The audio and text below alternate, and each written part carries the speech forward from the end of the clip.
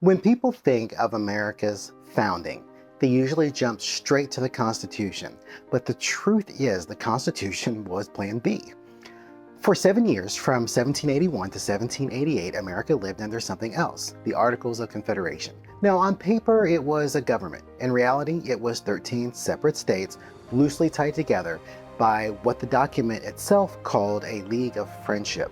There was no president, no federal courts. Congress could propose laws, but it had no way to enforce them. It could ask states for money, but it could not make them pay. And for anything important, declaring war, signing treaties, raising funds, you needed unanimous consent.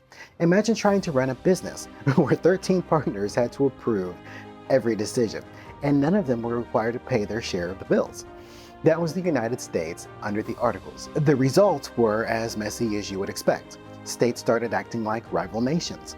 New York slapped tariffs on goods coming from Connecticut, treating them like foreign imports. Each state printed its own paper money, and most of it was worthless outside its own borders. You could leave Virginia with a wallet full of notes and arrive in Maryland only to be told your cash was no good. Pennsylvania and Connecticut actually sent militias against each other over land in the Wyoming Valley.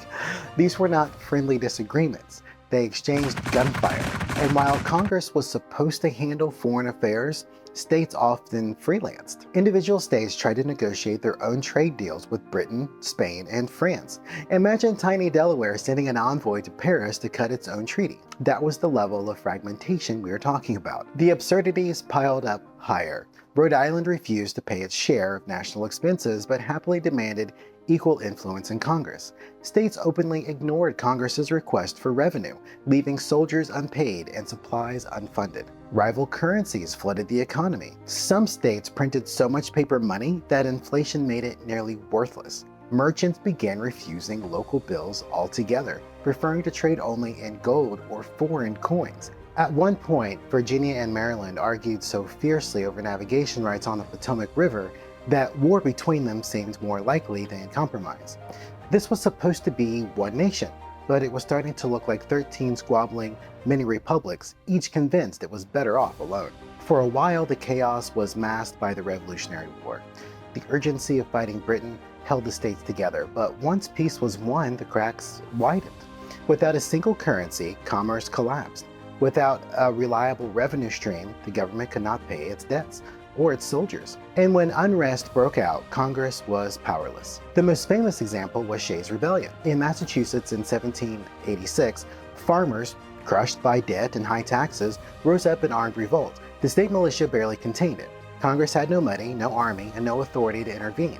To men like George Washington, this was not just a local uprising. It was proof that the republic itself could collapse from within. The problem was not bad luck, it was design. The Articles of Confederation were written to maximize the independence of each state. The founders wanted to avoid centralized power at all costs. But in protecting state liberty, they created a system that could not function as a nation. But think about it. A government that cannot settle disputes between its own citizens, a government that can't even enforce its own laws, it can't raise a dollar to defend itself. That's not really a government, it's a committee. And committees do not stand long against empires. By the mid-1780s, it was clear.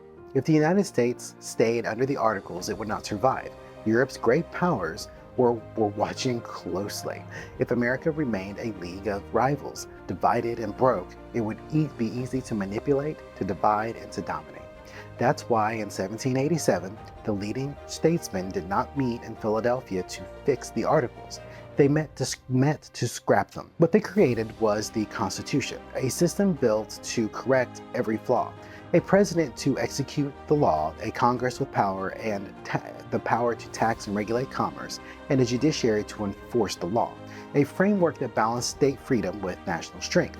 The Articles of Confederation chose independence over strength. The men who drafted them had just thrown off a king, and they were determined to avoid building another. They placed their faith in the ability of free states to cooperate for the common good, which was a nice idea. But it rested on assumptions that proved too optimistic, that ambition would restrain itself, that local pride would not harden into rivalry, and that disputes could be settled without binding authority. In reality, imperfect hearts and competing interests made voluntary cooperation impossible. States quarreled like jealous neighbors. Lawyers turned minor disputes into major confrontations, and Congress stood powerless in the middle. The Articles failed not because they were irrational, but because they placed more faith in human nature than history would justify. The Constitution was the corrective. It created a central government with the basic powers of nationhood, to manage relations among the states, to speak with one voice abroad, and to raise revenue for the common defense. It did not erase local liberty, yet, but it anchored that liberty in a framework strong enough to endure. This is the real lesson of the Articles. Freedom without structure collapses into chaos, but structure without freedom becomes tyranny. The American founders learned to balance that the hard way, and the Constitution was their solution.